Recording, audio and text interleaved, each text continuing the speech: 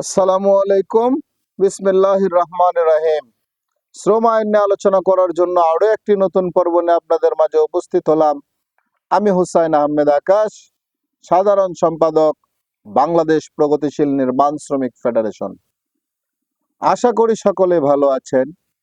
দেশ ও প্রবাসের সকল সেক্টরের সকল শ্রমিকদেরকে জানাই সংগ্রামী শুভেচ্ছা ও আন্তরিক অভিনন্দন। সংগ্রামী সাথী ও বন্ধুগণ, আজ আমরা আলোচনা করব শ্রম আইনের ধারা 207 নিয়ে। অংশগ্রহণকারী কমিটির সভা ধারা 206 এর অধীনে কার্যাবলী সম্পাদনের জন্য প্রয়োজনীয় ব্যবস্থার সুপারিশ করা ও তৎসম্পর্কে আলোচনা ও মত বিনিময়ের জন্য অংশগ্রহণকারী কমিটি প্রতি 2 মাসে অন্তত একবার সভায় মিলিত হইবে।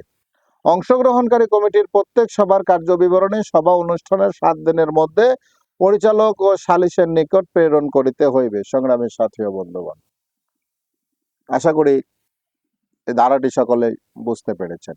দেশের প্রচলিত আইনের প্রতি শ্রদ্ধাশীল হয়ে এদেশের সকল শ্রমিক এবং মালিকগণকে শ্রম আইন মেনে চলার অনুরোধ রেখে সকলে সুস্বাস্থ্য ও দীর্ঘায়ু কামনা করে আমার নিজের জন্য দোয়া চেয়ে নিয়ে এই পেজের ভিডিওগুলো বেশি বেশি শেয়ারের মাধ্যমে এদেশের কোটি কোটি শ্রমিকদেরকে শ্রম আইন জানানোর জন্য অনুরোধ করে আজকের পর্ব এখানেই শেষ করছি। আসসালামু আলাইকুম, আল্লাহ হাফেজ।